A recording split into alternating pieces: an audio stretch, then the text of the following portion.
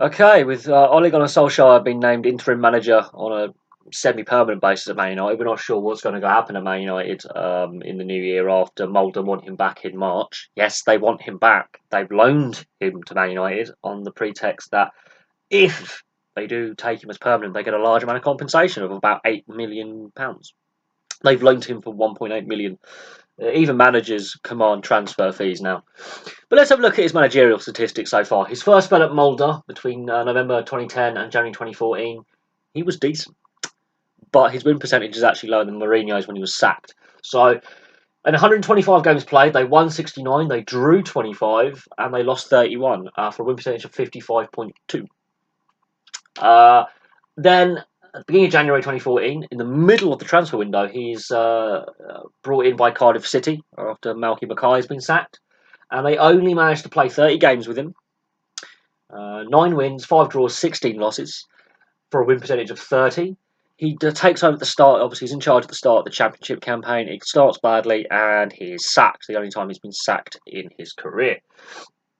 He takes a year out and then goes back to Molde in October 2015 until December just gone, or 19th just gone.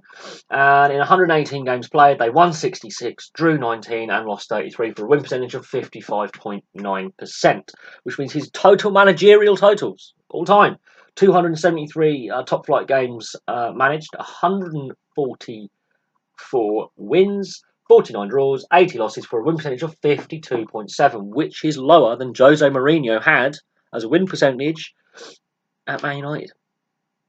So even his career total win percentage is below Jose Mourinho at Man United. So it is a big risk that Man United are taking with Solskjaer on a short to medium term basis. And if they want to take him long term, these win percentages have to go up. Now, if you take Cardiff out of it, his first spell at Molde is actually his most successful.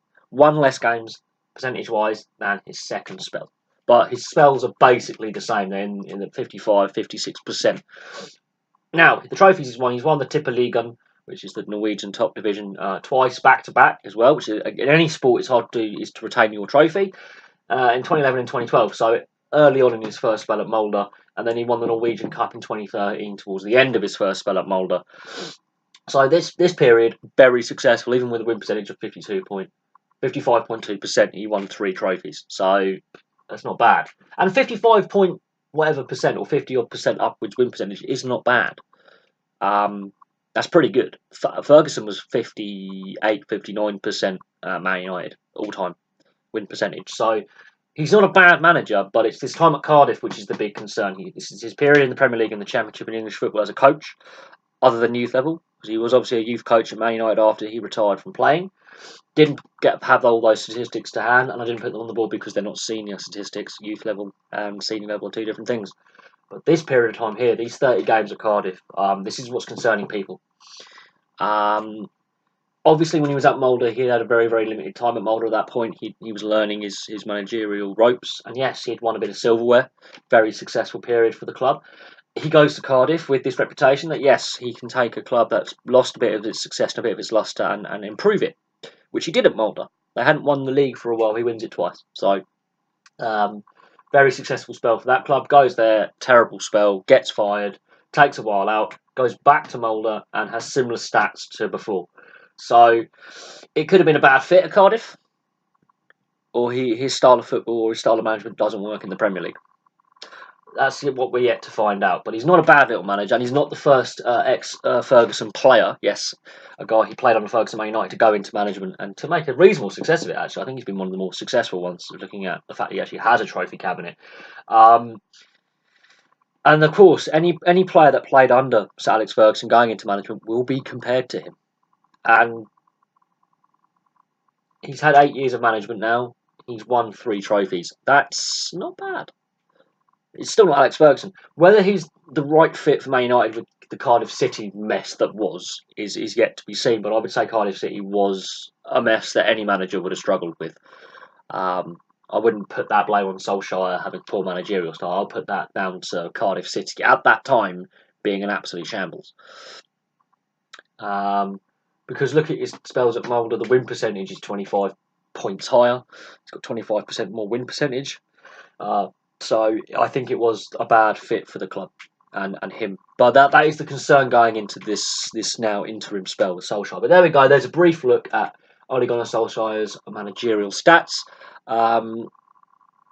It is interesting. You can just see that really decent, falls off a cliff, really decent again. That spell at Cardiff affects the win percentage.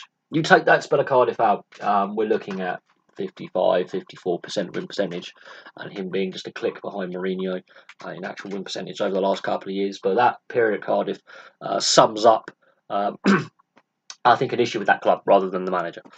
That's my personal opinion. That is a concern for people, is that win percentage and the length of time he spent there and the fact he was sacked. But 2 successful spells at Molde. And he does win more than he loses. He wins more than he draws and loses. So he's not a bad manager. We'll have to see what happens with Man United. We have to see if he makes any movement in the transfer window. What Man United do in the transfer window? If he brings any players in on loan? If he looks more at youth, because he has been a youth coach at Man United, so he might look at younger players. It'll be interesting to see what he does in the transfer window. But there we go. There's a brief look at Ole Gunnar Solskjaer's managerial stats so far. Thank you very much for watching. Please like and subscribe. Place your comments below, and I'll have some more videos for you soon.